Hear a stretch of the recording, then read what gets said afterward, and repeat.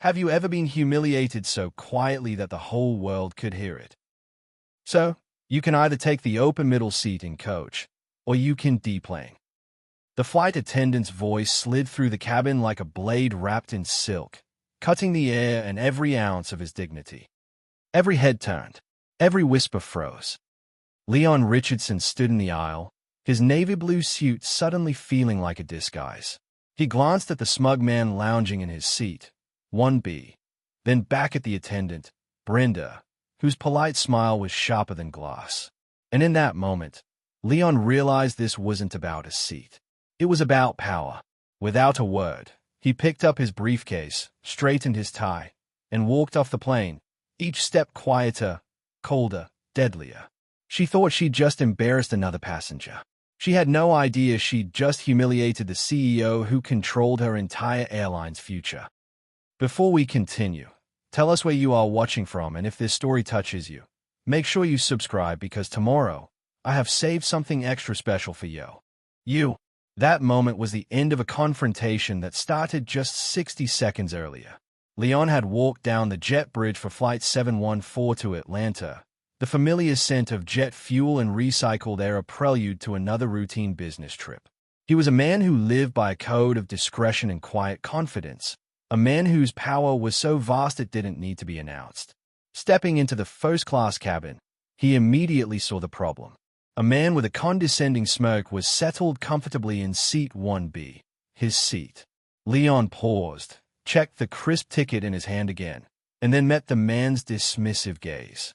"Excuse me," Leon said, his voice calm and even, a practiced tool of boardroom negotiations. "I believe you're in my seat." The man barely looked up, a wave of his hand dismissing Leon entirely. "You sure that's not for another section, buddy?" he sneered, the word buddy dripping with condescension. That's when Brenda appeared, her smile as tight and unpleasant as a poorly tied knot.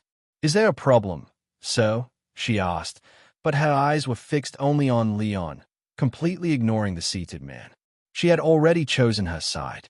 The silent, invisible lines of the social battlefield had been drawn. The other first-class passengers, a curated audience of the elite, fell silent. Their phones hovered discreetly, their eyes darting between the black CEO in the aisle and the unmoving flight attendant. The humiliation was a physical weight, pressing down on him. This wasn't a mistake. This was a performance. Leon held up his boarding pass, the evidence clear and absolute. "Yes," he explained, his composure unshakable. "This gentleman is in my assigned seat, 1B. Brenda didn't even glance at it. Her gaze held a flicker of something raw, something personal. This wasn't about operational necessity. It was an execution. "I'm sorry, sir," she said, her voice a masterclass in false politeness that echoed through the quiet cabin. "We had a last-minute seat change for a priority passenger. This seat is no longer yours." The lie was so blatant, so disrespectful, it was breathtaking. Leon stood tall, his mind already moving past the insult, past the stays, past the woman in front of him. He was calculating, processing, and preparing. He held out his boarding pass, the physical proof of his right to be there, an extension of his hand and his identity. But Brenda refused to even look at it. Leon held the boarding pass perfectly still, the text clear and unambiguous. Richardson, L seat 1B. It was a simple piece of paper, but in that moment, it represented a contract, a fact, a truth. A truth Brenda refused to see. She didn't even glance at it. Her eyes remained locked on his, her smile cemented in place. She was treating the physical evidence of his right to be there as if it were invisible. From seat 1B, the smug man let out a small, satisfied sigh and took a slow sip of his pre-departure drink. He was a spectator at his own coronation. Leon said, his voice dangerously quiet. "I'm not asking for an opinion. I'm asking you to check the official passenger manifest. It will confirm my seat." He was offering her a lifeline, a chance to de-escalate with procedure, with facts. But she wasn't interested in facts. She was interested in power. She tilted her head, a gesture of mock sympathy that was more insulting than any slay. "So, if you don't calm down, I'll have to ask you to step aside for the other passengers. Calm down. He hadn't even raised his voice. He was the calmest person in the cabin. It was a classic move. Paint the victim as the aggressor. Turn their composure into a threat. He looked around the cabin, searching for a single pair of eyes that would meet his, a single person who would nod in solidarity. But all he found were averted gazes. Passengers suddenly found the safety card fascinating. They shifted uncomfortably in their plush leather seats, the silence a deafening roar of betrayal. They were witnesses, but they were also accomplices. The humiliation was no longer just from Brenda. It was from every single person who saw the truth and chose to say nothing. This wasn't a private dispute anymore. It was a public verdict. Brenda saw his jaw tighten, his unflinching stare a silent refusal to be erased. Her smile finally vanished, replaced by a cold mask of authority. She reached for the in-flight phone. "Fine," she snapped. "I'm calling my supervisor." Brenda spoke quietly into the phone, her back to Leon, creating a deliberate wall of exclusion. A moment later, a man in a slightly more authoritative uniform appeared from the galley. Mr. Holden, the onboard service manager. He had the kind of polished, sterile demeanor that corporations love, calm, detached, and utterly unapproachable. He listened to a whispered, one-sided summary from Brenda, his eyes occasionally flicking over to Leon with cold assessment. He never once asked to see the boarding pass. He never asked for Leon's side of the story. The investigation was over before it began. He approached Leon, his face a mask of professional concern. "Sir," he began, his voice smooth and practiced, "we can't have any disturbance before takeoff. My colleague has offered you an open seat in coach. It wasn't a negotiation, it was a directive." The entire conflict was now neatly packaged as a disturbance, and Leon was the sole cause. "With all due respect," Leon replied, his voice still level, "that's not a solution. This is my assigned seat. I just need you to look at the manifest." He was appealing to logic, to the system itself. But he was quickly learning that the system was not on his side. Mr. Holden cut him off, his politeness wearing thin. "Sir, your experience on this flight is important to us, but due to operational necessity, we need to resolve this now." The corporate buzzwords were meaningless shields. He took a step closer, lowering his voice. "You can take the seat in coach, or we'll have to deplane you." The threat was now official. The other passengers watched in stunned silence, their discomfort thick enough to choke on. Near the back of the first-class cabin, a young black flight attendant, who had been quietly arranging pillows, stopped her work. She looked at Leon, her eyes filled with a helpless shame, and then quickly turned away, unable to watch. It was in that moment, seeing her silent apology, that Leon understood. This was never about a seat. It was about his permission to exist in that space. Brenda stood behind his supervisor, a triumphant glint in her eyes. The system had validated her. She crossed her arms, waiting for the final act. No one spoke the word security, but the threat now had a uniform. 2 airport police officers had materialized at the entrance of the jet bridge, their presence a quiet, final escalation. They weren't looking at anyone in particular, but their purpose was clear. They were the punctuation mark at the end of Mr. Holden's sentence. Brenda saw them and her posture straightened, her authority now backed by the implicit threat of force. She crossed her arms, her final shred of fake politeness gone. "So, last chance," she said, her voice sharp and brittle. "Take the coach seat, or step off the plane." This was it, the point of no return. Have you ever been in a situation where standing up for yourself could cost you everything, but backing down would cost you a piece of your soul? Leon took a slow, deliberate breath. He looked around the cabin one last time, at the smug man in seat 1B, now looking bored, at the other passengers, trapped in their silent complicity, at Brenda, her face a mask of triumphant righteousness. He had played by their rules, presented facts, and remained calm. It meant nothing. One uniform held more weight than years of his achievement. He reached down and picked up his leather briefcase. "I'll deplane." The words, spoken so quietly, landed like a verdict. A wave of relief washed over the cabin. The disturbance was over. As Leon turned and walked back through the aisle, his dignity was his only weapon. He could feel the stays on his back, hear the whispers spreading like a virus.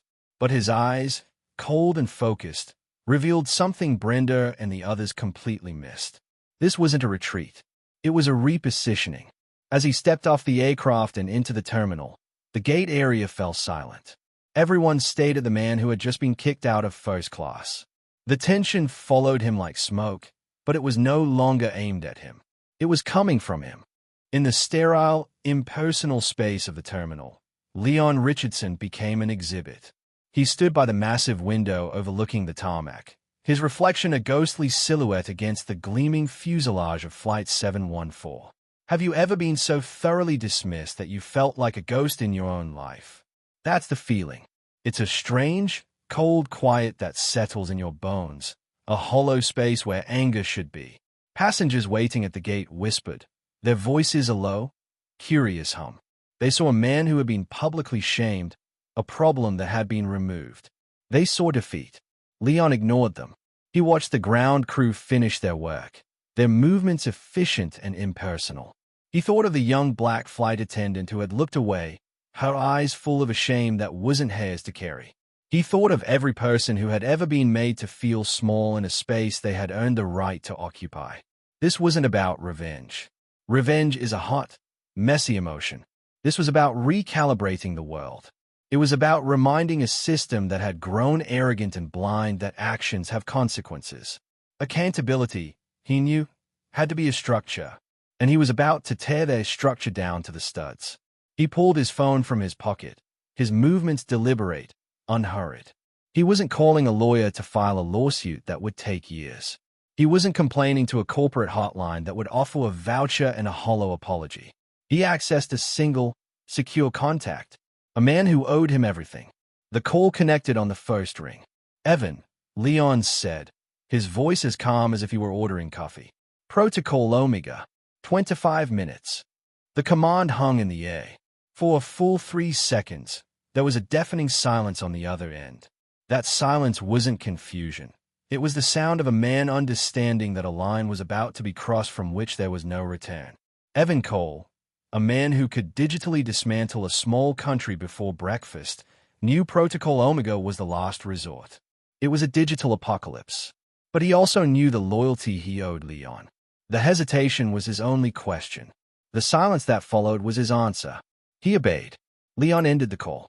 He slid the phone back into his pocket, adjusted the cufflinks on his shirt, and continued to watch the plane. The jet bridge was pulling away. Up in that first-class cabin, Brenda was probably smiling, feeling the satisfying warmth of her authority. She had no idea that as her plane began to climb, her entire digital world, and that of Gulf Atlantic Air, was about to fall out of the sky. The countdown had begun. 2 rows behind seat 1B, a teenage passenger named Caleb sat frozen, the recycled air in the cabin suddenly feeling thick and heavy. For him, this wasn't just a confrontation, it was a ghost. He was 10 years old again, standing in a high-end department store, watching his father, a respected architect in a tailored suit, be falsely accused of shoplifting by a manager with the exact same tight, dismissive smile as the flight attendant now standing in the aisle. He remembered his father's voice, calm and steady, trying to reason with a wall of prejudice. But what he remembered most was the crushing weight of his own silence, the shame of just standing there, watching his hero be made small. He made a promise to himself that day, a quiet, fierce vow. Never again. Never again would he be a silent witness. When he saw the smug look on Brenda's face and the quiet dignity in Leon's posture, the bitter echo of that memory became a call to action. This time, he wouldn't just watch. This time, his silence would not be another weapon used against his own people. His hands shaking slightly, not with fear but with resolve, he raised his phone. He recorded the dismissal, the ultimatum, and Leon's powerful, silent exit. As soon as the cabin door closed, he uploaded the 45-second clip. He gave it a simple, explosive title, Gulf Atlantic Kicks Black Man Out of First Class for No Reason. Then he hit post. In the digital world, fire doesn't need kindling. It just needs a spark. The video ignited. Hashtags erupted. Hash flying while black. Hash justice for flight 714. Hash fire Brenda. The comments section was a torrent of raw, unfiltered outrage. I'm a million miler with this airline. Not anymore. This is why we can't stay silent. Every share was a voice joining a choir that Brenda, sealed inside the plane, couldn't hear on board. The engines hummed, and the passengers were settled, ready for pushback. Brenda felt a wave of satisfaction. The difficult passenger was gone, and order was restored. She shared a triumphant glance with Mr. Holden. Just then, the captain's voice came over the intercom, calm and routine. Good afternoon, folks. We're just waiting on some final paperwork from the ground, so it looks like we'll have a slight delay before we push back. Shouldn't be too long. A minor delay. Brenda straightened her uniform, ready to manage the passengers' expectations with a polite smile. She was the picture of corporate grace under pressure, completely unaware that the paperwork would never arrive. She was a character in a tragedy, believing she was in a comedy, blissfully ignorant that the entire world was watching her become a villain in real time. Back in the terminal, Leon had found a quiet seat. His phone buzzed with a message from a colleague, a link to a video on Twitter. He tapped it, his expression unreadable. He watched the clip, his own humiliation, captured and broadcast to the world. A slow, knowing smile touched his lips. He hadn't planned for this, but he recognized it immediately. A powerful, unexpected ally. Protocol Omega was the hammer he had built, the cold, hard logic of consequence. This viral outrage, this was a wildfire he could now harness. The world would not only feel the system break. Now, they would see the face of the woman who broke it. He had set the timer for the bomb, but a brave kid with a phone had just lit the whole world on fire for him. It was perfect. He glanced at his watch. 25 minutes. He looked up, and every single Gulf Atlantic screen in front of him flickered once, twice, and then went completely, terrifyingly black. It started not with a bang, but with a sudden, electronic gasp. The low, comforting hum of the airport terminal, a sound so constant it was almost unnoticeable, vanished. In its place, a profound silence fell for a single heartbeat, before being shattered by a chorus of confused, anxious human voices. Every Gulf Atlantic air screen, check-in kiosks, gate displays, the massive flight bar that hung like a cathedral centerpiece, all went black in the same, chilling instant. A wave of panic began to ripple through the concourse. Gate agents, their professional smiles melting into raw fear, tapped furiously on dead keyboards. Travelers holding their phones saw the airline's app crash in real time, replaced by a stark, brutal error message, network offline. Access denied. In a server room deep within the airport's core, a young IT tech named Ben watched in disbelief as a wall of healthy green lights on the server rack simultaneously flipped to a catastrophic, blinking red. This wasn't a glitch. This wasn't a power outage. This was a decapitation. The system wasn't broken.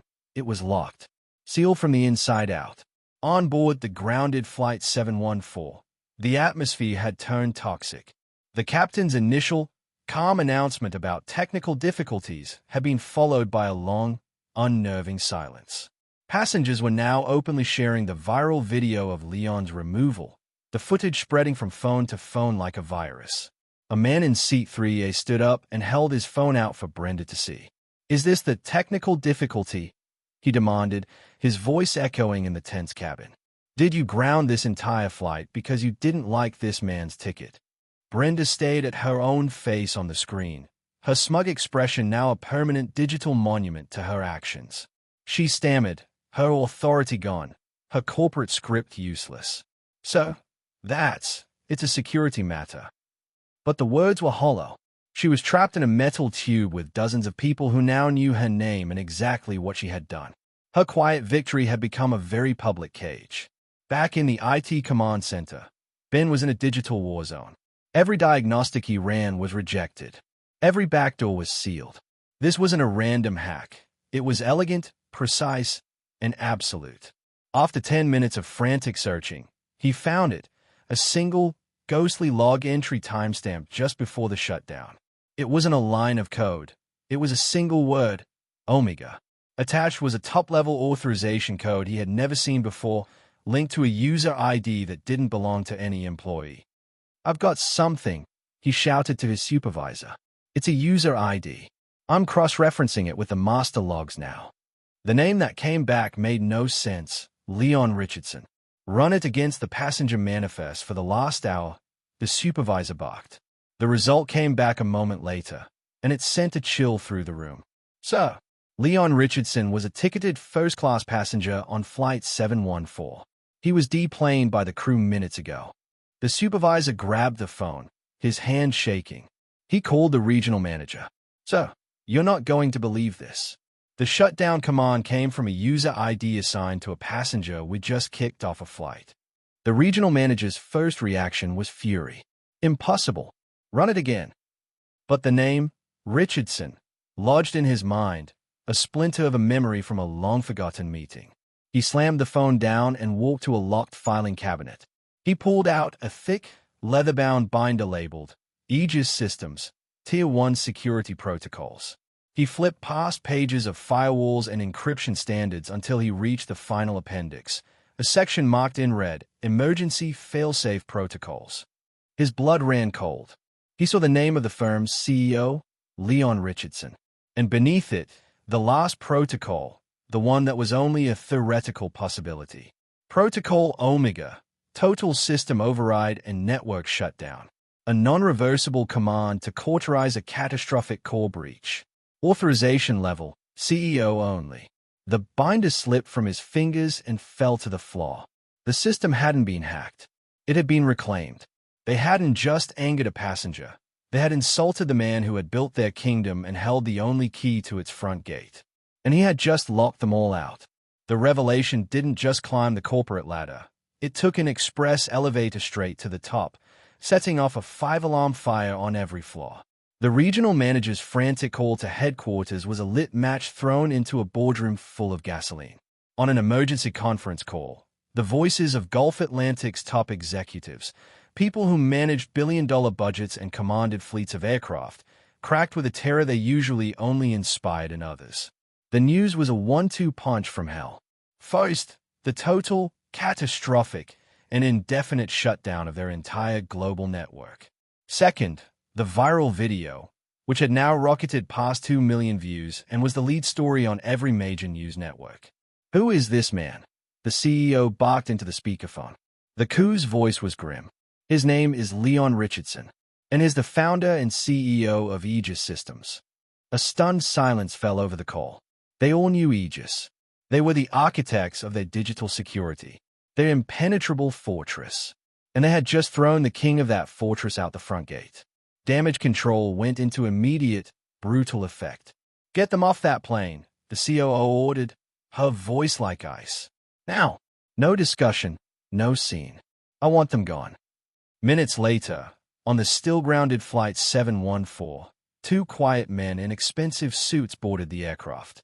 They bypassed the confused flight crew, walked directly to a terrified Brenda and a pale Mr. Holden, and whispered something in their ears. Without a word, the 2 employees who had been the picture of authority just an hour before were escorted off the plane like criminals, their faces ashen. Their removal, in front of the very passengers who had witnessed their arrogance, was a quiet, humiliating spectacle. Back at headquarters, the full scale of the disaster was becoming clear. Pre-market stock futures were plummeting. Their main competitors were already issuing statements about their own system integrity, circling like sharks smelling blood in the water. Legal was screaming about breach of contract lawsuits, while PR was drowning in a tidal wave of public hatred. Leon Richardson's identity was now inextricably linked to the viral video, adding a layer of spectacular corporate karma that the internet was devouring with glee. The executives finally understood. This wasn't a simple PR crisis to be managed with a press release and a few free flight vouchers. This was a structural humiliation, a public autopsy of their corporate culture, and the entire world had a front-row seat. Their single, desperate objective was now to find the one man who could stop the bleeding. "Where is he?" became the frantic refrain. "Has anyone made contact?" They called his office. They called his assistant. They called the airport manager to deploy a security team to find him.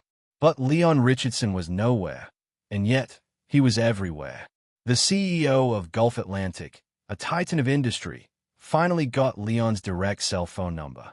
With a trembling hand, he dialed, praying for an answer. The call didn't even ring. It went straight to a cold, automated voice. The mailbox of Leon Richardson is currently full. Please try again later. Goodbye. For 3 agonizing hours, the executives of Gulf Atlantic Air were trapped in a hell of their own making. 3 hours was an eternity. It was enough time for their stock to enter a pre-market freefall, erasing billions in shareholder value. It was enough time for every major news network on the planet to make the viral video, now at 5 million views and climbing, their lead story. It was enough time for the words Gulf Atlantic and racism to become permanently fused in the global consciousness. And for 3 hours, every frantic call to Leon Richardson was met with the cold, digital finality of a full voicemail box. He wasn't just ignoring them. He was letting the poison spread, forcing them to watch as the empire they built on brand image and customer trust rotted from the inside out. Leon, meanwhile, was an island of perfect calm in the storm he had created. He sat in the serene, leather-pointed VIP lounge of a rival airline, a glass of iced water on the polished table beside him. Here, the air was quiet, the lighting was soft, and the staff addressed him with a quiet, unobtrusive respect. It was everything first class was supposed to be, a stark contrast to the cage of public humiliation Gulf Atlantic had created for him. He watched the news on a muted television, his expression unreadable as he saw his own face, then Brenda's, flash across the screen. He was letting the pressure build to its absolute peak. Only when they were truly broken would they be ready to listen. Then, his phone rang. He glanced at the screen. It wasn't the CEO. It was the chief operating officer, a woman named Eleanor Vance. She was their top negotiator, the one they sent in when diplomacy had failed and only a brutal form of corporate warfare would suffice. Leon let it ring 3 times, a small assertion of the power he now wielded. Then, he answered. Mr. Richardson, Eleanor began. Her voice was a carefully constructed mask of professional apology, but he could hear the raw panic trembling just beneath the surface. On behalf of the entire Gulf Atlantic family, I want to express our most profound apologies for the unacceptable experience you had today. There was a catastrophic breakdown in our procedures, and I can assure you. Stop, Leon said. His voice was not angry. It was the calm, chilling voice of a man who had already won and was now simply laying out the terms of surrender. The single word sliced through her corporate script and silenced her instantly. I'm not interested in your apology, Eleanor. An apology is what you offer when you spill coffee on someone. This was not a spilled coffee. So let's dispense with the pleasantries. She stammered, thrown completely off balance. Of course, Mr. Richardson, we need to find a way to move forward. Our operations are at a standstill. We are prepared to offer you significant compensation for the mishandling of the situation. A lifetime of first-class travel, a personal apology from the board. Please, just tell us what it will take. There it was. The corporate cure-all. Money and perks. They thought they could put a price on dignity. You still don't understand what this is about, do you? Leon's voice was low, laced with a contempt that felt colder than any shout. Your currency is worthless, hey. This isn't a negotiation. It's an audit, and your company has failed. He let the silence stretch, a weapon in itself. Your systems will stay down until I speak to your entire board. All of them. The demand was audacious. It was a complete violation of corporate protocol. She was losing hundreds of millions of dollars with every passing minute. They had no choice. When, she finally whispered, "What do you want?" "You'll send a secure link to my assistant," Leon commanded. "The meeting will be in 1 hour. Be ready." He was about to hang up when she asked again, her voice desperate. "But what are your demands? What do you want from us?" Leon paused, looking out the lounge window at a plane gracefully taking off, a symbol of a system that worked. "You're not in a position to hear my demands, Eleanor," he said, his voice cold and final. "You're in a position to hear my verdict." He ended the call, leaving a stunned, terrified silence in a boardroom 1,000 miles away. The secure video call connected, and a dozen faces materialized on Leon's laptop screen, each framed in a neat corporate box. The board of Gulf Atlantic Air. They were a gallery of immense power and wealth, a collection of titans from finance, industry, and law. They were also his prisoners. They sat in their lavish home offices and wood-paneled boardrooms, their expressions a tense mixture of anger, fear, and barely concealed arrogance. On the other side of the screen, Leon sat alone in the quiet airport lounge, a single cup of coffee his only companion. He was the calm center of the hurricane they were all trapped in. The chairman, a man with a mane of silver hair and a notoriously sharp tongue, spoke first, his voice dripping with forced formality. "Mr. Richardson, we are all here, as you demanded. This is a highly irregular meeting, and while we acknowledge the service disruption—" "It's not a disruption," Leon cut in, his voice level and cold, instantly seizing control of the meeting. "It's a lockdown, and it's not a meeting. It's a trial, and you are all on the stand." A flicker of shock passed through the virtual room. Before anyone could object, Leon shared his screen. He didn't play a corporate video or show them a spreadsheet of their financial losses. He played the video Caleb had posted. He made them watch all 45 seconds of it. He made them see the smug passenger in his seat. He made them hear Brenda's dismissive tone.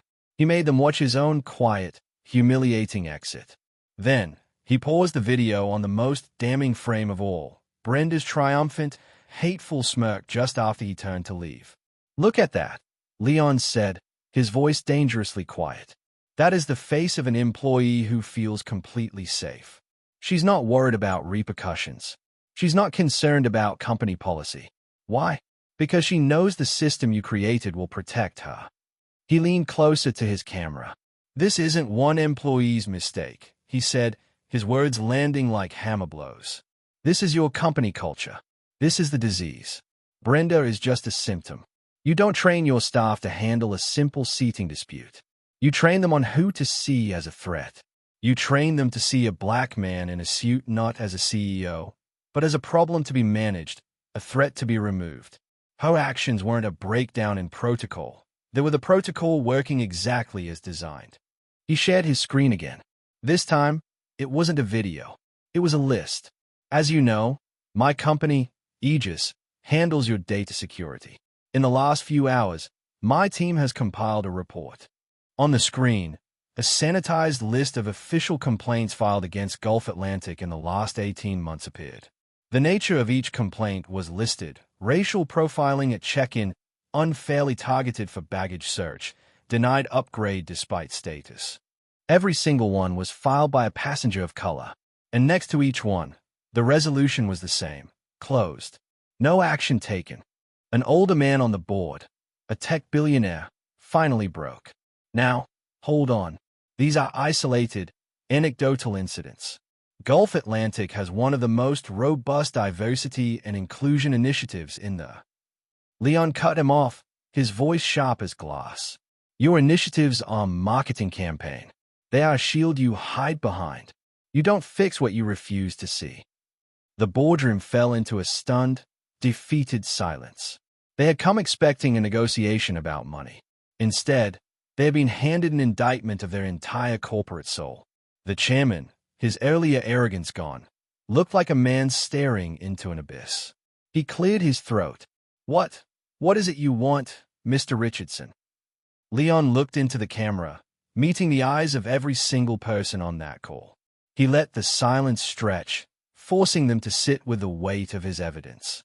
"What I want is irrelevant," he said finally. "We're now going to discuss what you will do."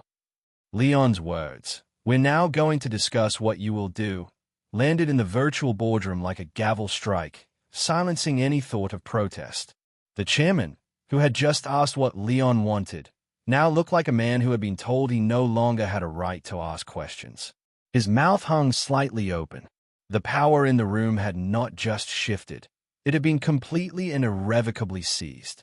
Leon didn't give them a moment to recover. He leaned forward, his expression unyielding. "Let's be clear," he began, his voice cutting through the tension. "Your brand promises discretion, and experience. What I experienced was public humiliation. What I saw was a culture of casual bigotry. So we're not going to talk about compensation. We're going to talk about correction. You're not paying me off for my trouble. You are beginning to pay your debt to every customer of color you have ever dismissed, profiled, or made to feel like they didn't belong. These are not requests. They are the terms of my allowing your company to continue to exist. He held up a single finger. 1. Your PR department is skilled at crafting apologies that mean nothing. Words like regret and unfortunate are tools to evade responsibility. That's over. You will issue a public, primetime statement, not a buried press release. I want your CEO, on camera, broadcast on every major network. He will not call this an isolated incident or blame a few bad apples. He will use the words a catastrophic failure of our corporate culture. He will use the words systemic racial bias. He will name the disease, not just the symptom. He held up a second finger. The tech billionaire from the earlier meeting scoffed audibly. We already have a diversity and inclusion program, Mr. Richardson. It's one of the best in the industry. Leon's eyes narrowed, pinning the man in his virtual box. You have a compliance program, he shot back. It's a series of checkboxes to satisfy your lawyers and your shareholders. I'm demanding an education. You will immediately hire an independent diversity and equity firm, one of my choosing, to conduct a mandatory, top-to-bottom retraining of every single employee. From your baggage handlers to your pilots, all the way up to every single person in this room. Your people need to unlearn what your toxic culture has taught them. You will learn what dignity costs and what happens when you steal it. Finally, he held up a third finger. This last part is not a fine. It is not a punishment. It is an investment in a future you have neglected. You will make a 7-figure donation to the Sutton Foundation. He paused, letting the name sink in. For those of you who don't know your history, James Sutton was a Tuskegee Airman, a war hero. He was denied a commercial pilot's license after the war because of the color of his skin. He started the foundation so that the doors that were closed to him would be open to others. You will fund the next generation of pilots, mechanics, and executives who look like the people your company has spent years ignoring. This is not charity. It is restorative justice. The 3 demands hung in the air, each one a perfectly crafted blow against the pillars of their corporate arrogance. They had expected to write a check. Instead, they had been handed a new moral charter. Their entire global operation was a dark screen, held hostage by this man's unwavering clarity. Leon looked at his watch, a silent, deliberate gesture that screamed his impatience. And just so we're clear, he added, his voice dropping to deadly calm. Until I have a draft of your CEO's public statement in my inbox for my approval, your systems remain offline. Every minute you debate, every second you hesitate, the cost to you compounds. The world is watching. He didn't wait for a response. He didn't need one. He reached forward and disconnected the call. The board members stared at the empty black square where his face had been. The verdict had been delivered. All that was left for them to decide was how they would plead. The black square where Leon's face had been on the video call might as well have been a tombstone.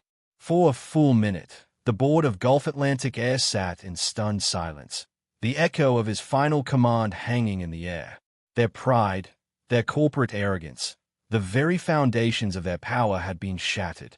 The debate that followed was not about if they would comply, but how fast. Every ticking second was millions of dollars vanishing into the digital abyss Leon had created. Pride was a luxury they could no longer afford.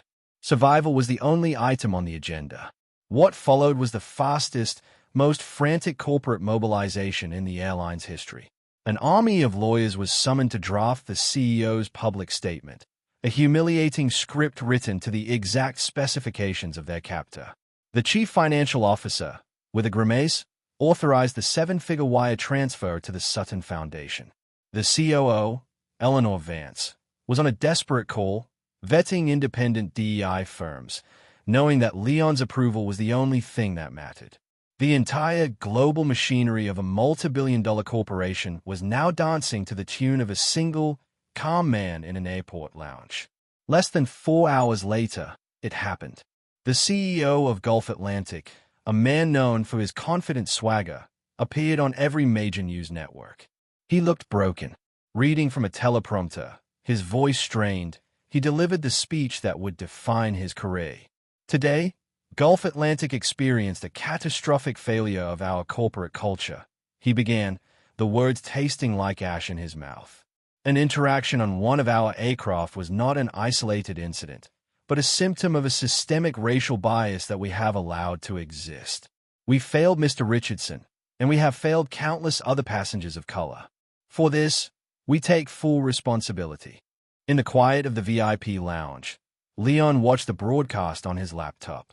As the CEO spoke, an email alert popped up on his screen, a wire transfer confirmation. A moment later, a draft of the CEO's approved statement arrived from Eleanor Vance. All demands had been met. Leon pulled out his phone and made a second call to Evan Cole. It was even shorter than the first. Evan, restore it. Across the country, the digital heart of Gulf Atlantic Air began to beat again. Screens flickered to life. The booking system rebooted. The red lights in the server room turned a steady, healthy green. The crisis was over. But Leon felt no joy. There was no smile of victory on his face. This was not a moment of triumph. It was a grim, necessary course correction. His calm, surgical professionalism in that moment stung the executives worse than any display of anger ever could have. The media, hungry for a name, immediately dubbed the event the Omega Shutdown. It was a story of power, race, and technology that was too compelling to ignore. But as the systems came back online and the initial shock wore off, a new, more complicated debate began to rage across social media and news panels. The world had its airline back, but now it had to decide who Leon Richardson truly was. Was this an act of righteous justice, or a terrifying abuse of power? Was he a hero who had held a corrupt system accountable, or a villain who had taken things one step too far? The systems were back online, and the planes were flying again, but the storm had not passed. It had simply changed. The debate over the Omega shutdown raged on, but the immediate aftermath was intensely personal, a story of 3 different verdicts delivered by the court of public opinion. The first was for Brenda. Her face, frozen in that moment of triumphant spite from Caleb's video, became an immortal meme. She was no longer a person. She was a symbol. She was Gatekeeper Brenda, the face of corporate racism. Her smirk was photoshopped onto historical villains and movie posters, captioned with brutal, sardonic humor. When you pick the wrong passenger, or my face when my prejudice cost the company $1 billion. Her life, friends, and family were caught in the crossfire of a digital shaming so total. It was its own form of annihilation. Did she deserve it? The internet's answer was a resounding and terrifying yes. The second verdict was delivered by the witnesses to their own silence. The passengers from Flight 714, whose averted eyes had been a weapon of complicity, were now speaking out.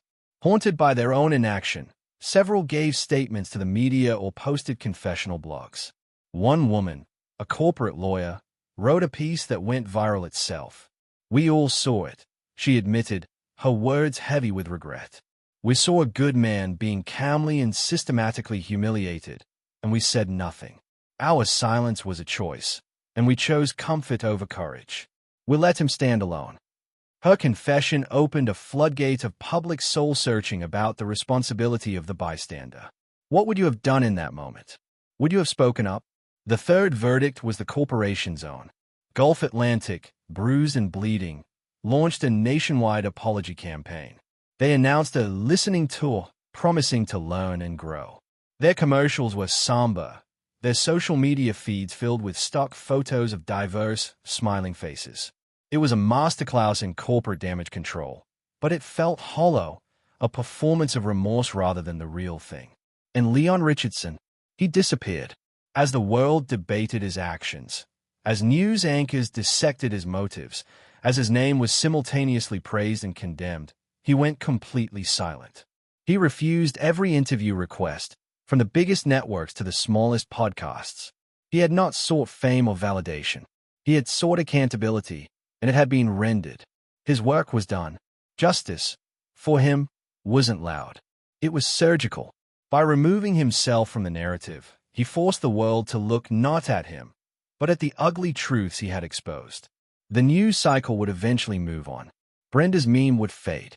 But the story was far from over. Because the Omega shutdown wasn't just an event, it was a blueprint. And in boardrooms across the country, a new, terrifying question was being asked in hushed tones. Could it happen to us? The news cycle, in its relentless way, eventually moved on. Brenda's meme faded into the background noise of the internet, and Gulf Atlantic's apology campaign became just another series of corporate promises. But the Omega shutdown was not an event that could be erased.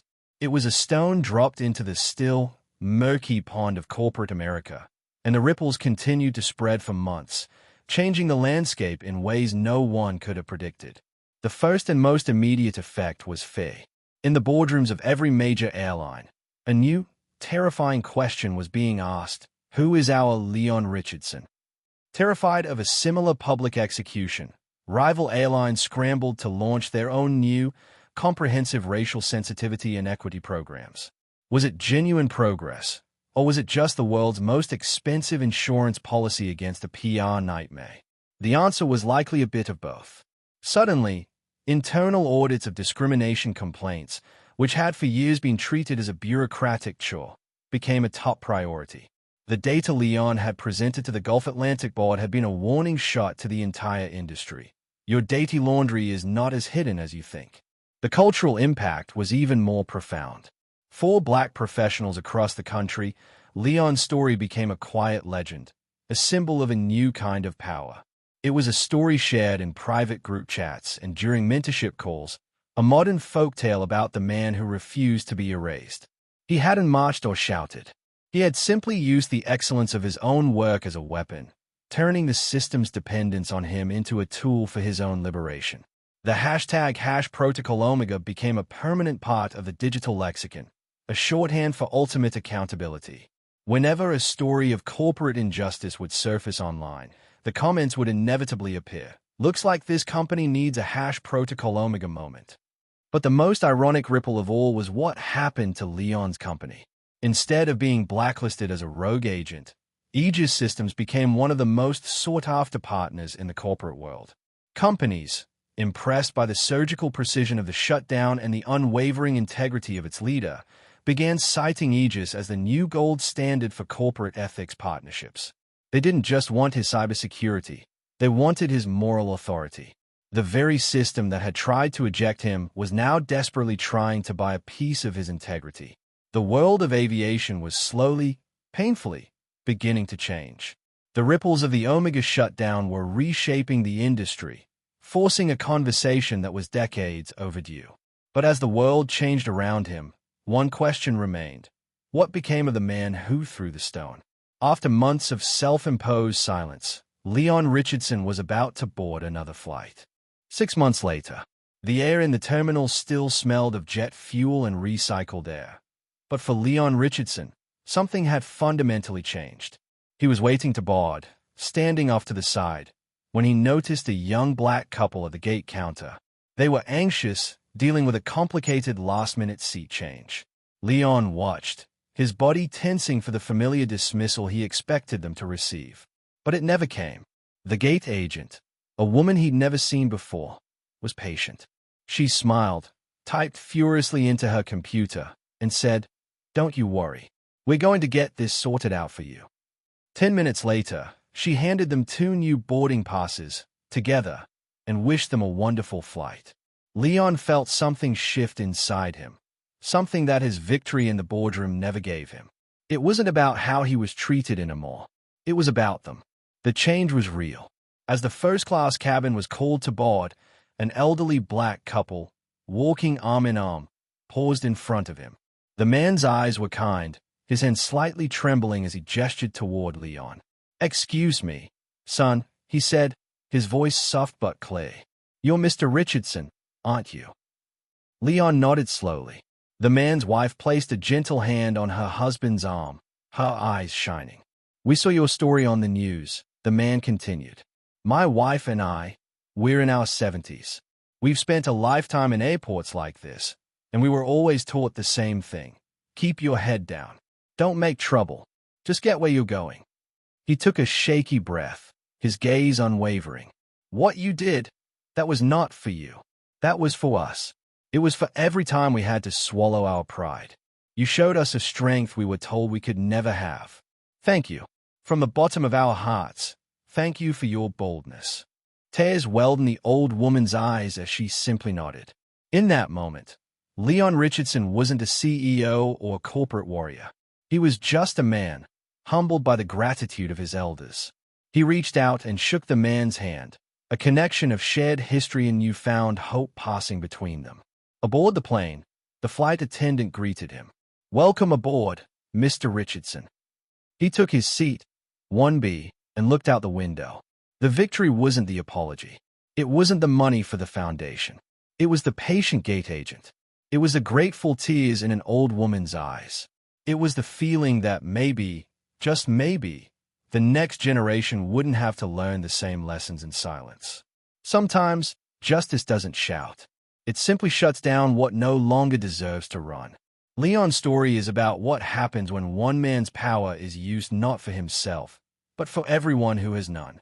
Most of us don't have a protocol omega, but we all have a voice. The passengers on that flight chose silence. The teenage boy chose to bear witness. The old couple chose to offer gratitude. We all have a choice. Leon Richardson had the kill switch for the system that humiliated him. But this leaves us with one final, haunting question. What happens to the person who faces the same disrespect but has no kill switch to flip? When their dignity is deleted, and they don't have the power to shut the whole system down? Who speaks for them? If you believe every person's dignity matters, whether they are a CEO or not, then help us tell their stories. Like this video to stand for respect. Share it to start a conversation. And subscribe to join our movement, ensuring that no voice is ever silenced again.